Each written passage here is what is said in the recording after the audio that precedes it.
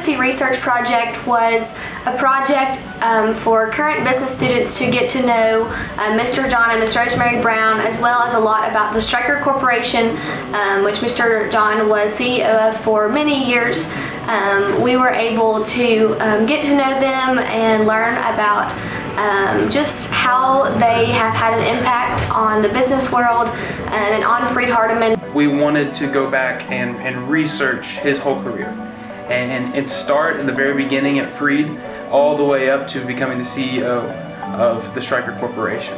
And so kind of with that basis in mind, we read a book, Good to Great by Jim Collins, which mentioned Stryker Corporation and its particular management and leadership style that was used by John Brown. So we all divided up the research over the summer. So over the summer I looked at a topic in the book called empirical creativity.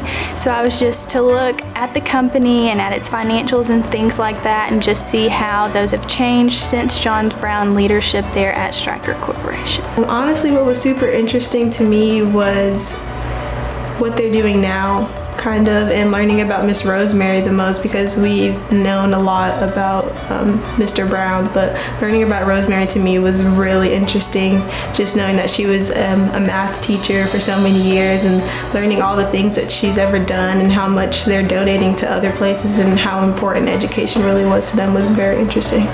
Mr. John Brown was from a little farm in West Tennessee.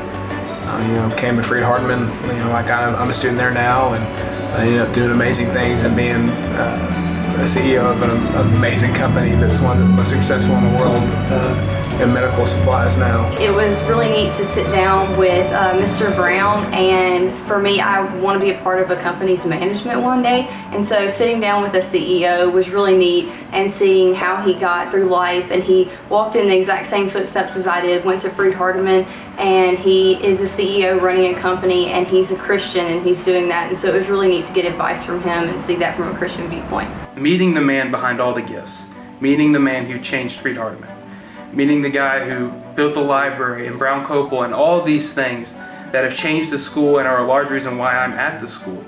Being able to sit down and shake his hand and talk to him for a few hours, that just made the project awesome. One of those things that really stuck with the team was that you have to set a goal for yourself, and you have to make sure that you reach that goal, and if you aren't able to reach that goal, you've got to work so much harder the next time you do it just to make sure that you do reach your goals. I want to be a law student after this, so having a goal and then working towards that so I can be successful in the future is really helpful. It's so inspiring to me to know that no matter where you start in life, it's about the work you put in, the hard work and dedication you put in to reach the levels where you want to be.